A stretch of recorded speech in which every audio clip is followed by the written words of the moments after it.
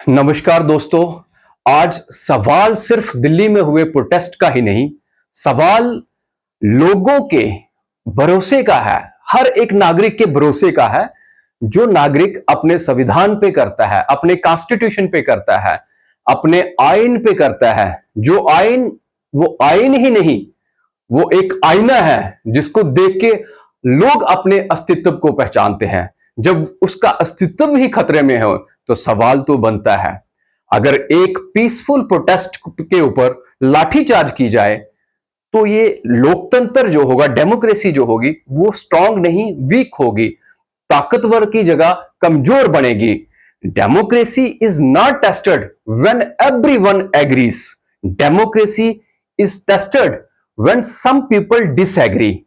और अगर इस डिसएग्री को डायलॉग की बजाय आप लाठीचार्ज करो, जब फोर्स इस्तेमाल करो, तो सवाल तो बनता है। हर नागरिक को सवाल पूछना चाहिए कि अगर पीसफुल प्रोटेस्ट हो रहा था तो लाठीचार्ज करने की क्या नौबत पड़ी, आपने ऐसा क्यों किया।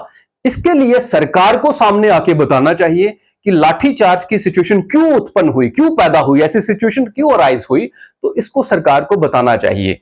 मेरा ये ओपिनियन है कि सरकारें जो हैं ये टेम्परेरी होती है। सरकारें आती हैं जाती हैं, लेकिन लोगों के राइट्स और कॉन्स्टिट्यूशन ये परमानेंट होते हैं। और इन परमानेंट राइट्स को प्रोटेक्ट करना ये कानून की तो जिम्मेदारी है, सुप्रीम कोर्ट की, हाई कोर्ट की जिम्मेदारी तो है, ड्यूटी तो है, लेकिन हर नागरिक को इसके बारे में जागरूक होना जरूरी है और अपने राइट्स के बारे में जानना भी जरूरी है। सरकार ने जिस तरह से लाठीचार्ज किया, हम सबने देखा कि वहां पे स्टूडेंट्स के सिर तक फोड़े गए। काफी जो बेरहमी से पुलिस वालों ने बच्चों पे अब लाठीचार्ज किया है, जो कि सरासर गलत किया है। ऐसी सिचुएशन सरकार को पैदा ही नहीं होने देनी चाहिए थी, क्योंकि पहले ही सिचुएशन को कंट्रोल कर देते। सरकार तो पहले से जानती है, कितने दिन से अनशन पे बैठे थे जो सोनम वांगचुक थे और बाकी के लोग जो है।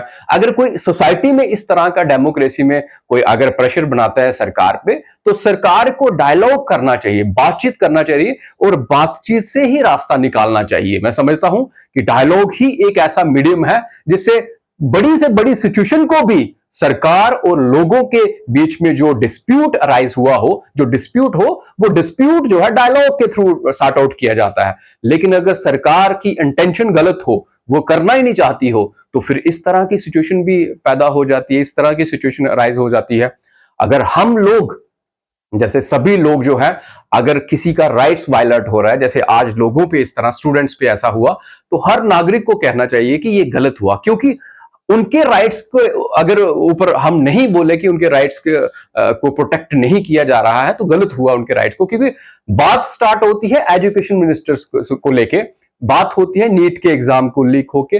नीट का एग्जाम तो लीक हुआ, लेकिन उसके पहले भी कई सारे एग्जाम जो है, आप अगर ट्रैक रिकॉर्ड देख के बताओ तो उसको देखें अगर ध्यान से, तो काफी सारे एग्जाम जो है वो लीक हुए हैं। तो एजुकेशन मिनिस्टर का रेजिग्नेशन मांग रहे थे, तो सरकार को, पीएम साहब को बैठ के इन लोगों से बातचीत करनी चाहिए थी और सोल्यूशन फाइंड आउट करना चाहिए था। रेजिग्नेशन अगर मांग रहे तो रेजिग्नेशन दिलाना चाहिए था। कुछ भी और तरीके बड़े सारे हो सकते थे, लेकिन सरकार ने पहले ही सामने आके इस सिचुएशन को कंट्रोल करना चाहिए था। मैं अब आशा करता हूं कि अब सरकार जो है इस इशू को सीरियसली लेगी और स्टूडेंट्स के हक में जो है काम करने की कोशिश करेगी। जय हिंद, जय भारत।